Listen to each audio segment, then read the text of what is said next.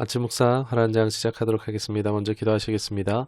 하나님, 새 인간 능력을 더하여 주시기를 원합니다. 주께서 공급하신 것 같이 살아갈 수 있기를 원합니다. 채우시고 충만케 되게 하여 주옵소서.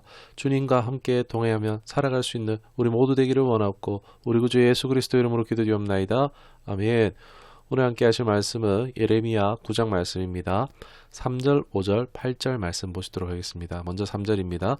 여호와의 말씀이니라 그들이 활을 당긴 같이 그들의 혀를 놀려 거짓을 말하며 그들이 이 땅에서 강성하나 진실하지 아니하고 악에서 악으로 진행하며 또 나를 알지 못하느니라. 5절입니다. 그들은 각기 이웃을 속이며 진실을 말하지 아니하며 그들의 혀로 거짓말하기를 가르치며 악을 행하기에 지치거늘. 8절입니다. 그들의 혀는 죽이는 화살이라 거짓을 말하며 입으로는 그 이웃에게 평화를 말하나 마음으로는 해를 꾸미는도다. 아멘. 오늘 말씀의 제목은 거짓 가득한 세상에서 진실은 손해보는 것 같지만 살리는 것이다 라는 제목으로 말씀 나누도록 하겠습니다. 오늘 예레미야 9장은 역시 유다 백성의 멸망에 대해서 그 이유들을 밝히고 있는데 그 중에 주목되는 것이 거짓입니다. 10계명에서도 9계명으로 거짓에 대해서 중대히 다루고 있습니다. 여러분, 하나님은 참이십니다. 진실 그 자체이시기 때문에 거짓을 미워하시고 거짓과 함께 하실 수도 없겠지만 또 거짓으로 말미암아 수많은 것들, 관계부터 해서 모든 것을 다 파괴시키기 때문에 더욱 그리하다 할 수 있습니다. 본문에 유다 백성들은 하나님을 섬긴다고 하지만 실제로는 우상을 숭배하며 하나님을 버렸습니다. 또 서로 거짓말로 속이고 사기를 일삼아서 정직함과 진리를 떠나 있었습니다. 거짓말을 우리 밥 먹듯이 한단 말인데 아니 거짓말을 숨쉬듯이 하는 그런 나라가 됐다라고 할 수 있겠습니다. 거짓이 가득 찬 팽배한 사회가 되었던 것입니다.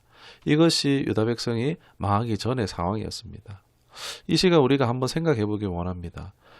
여러분, 거짓말에 대한 느낌이 어떠하십니까?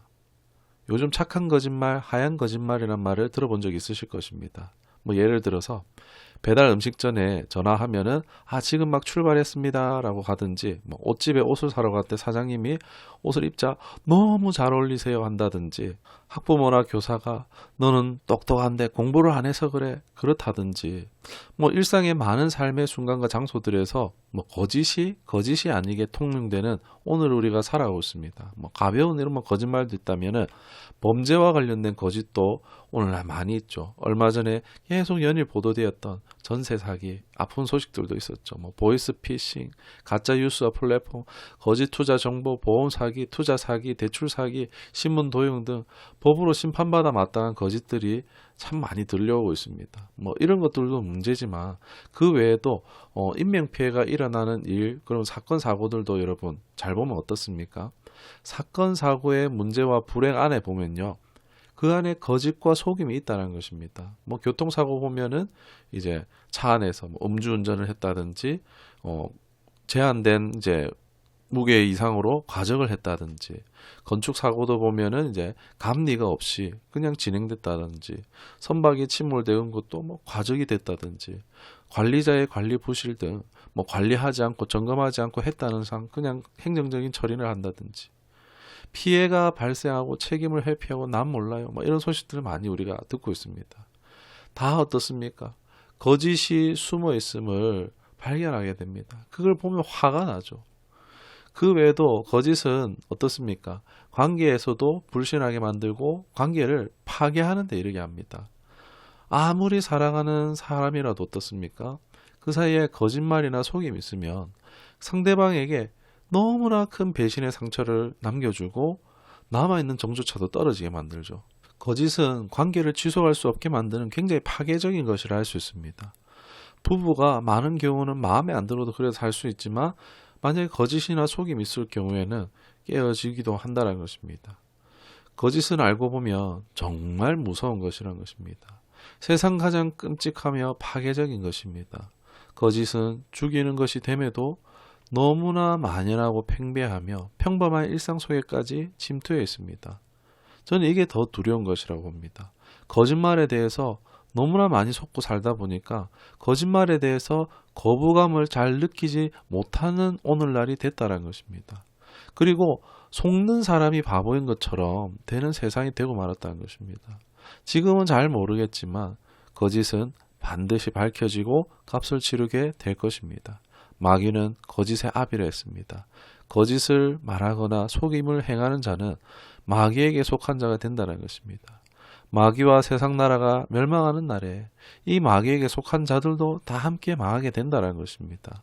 에베소서 4장 25절은 거짓을 버리고 참된 말을 하라고 하였습니다. 우리가 거짓에 빠지는 이유는 두려워서, 상황 모면을 위해서, 교만이나 욕심이나 자신을 포장하는 허세와 허영 등으로 인해서 거짓에 빠질 수 있지만 우리는 거짓은 결국 밝혀지기도 하며 결국 죽이게 된다는 것을 꼭 기억하면 좋겠습니다. 거짓이 가득한 세상에서 진실하게 산다는 것은 굉장히 어찌 보면 어리석고 바보스러운 것이 될 수 있습니다. 그러나 진실은 손해보는 것 같더라도 거짓과 반대로 살리는 것이 됩니다. 여러분, 살리는 것이 얼마나 가치 있는 일입니까? 살리는 것은 손해보는 것보다 더 큰 가치가 있는 줄 믿습니다. 거짓의 보편화는 하나님의 심판에 가까워옴의 지표로 볼 수 있습니다. 참되고 진실한 하나님의 사람들이 되어서 잠시의 일시의 편함이나 유익을 누리기보다 참된 생명을 소유하고 살리는 우리 모두가 될 수 있기를 주님의 이름으로 축복합니다. 기도하겠습니다. 진실하고 참되신 하나님, 그 하나님을 아는 자들은 거짓말을 멀리할 수밖에 없는 줄 압니다. 거짓말을 단순히 하지 않는 우리가 되기보다 하나님을 가까이 함으로써 그 거짓말에 대하여서 거부감이 느껴지고 분별할 수 있으며 멀리하는 우리가 되기를 원합니다. 거짓이 가득한 세상이지만 참되고 진실되게 살아가기를 원하는 자들에게 하나님의 그 생명의 풍성함이 있게 하시고 생명 전하고 생명 살리는 하나님의 사람들 다 되게 하여 주옵소서.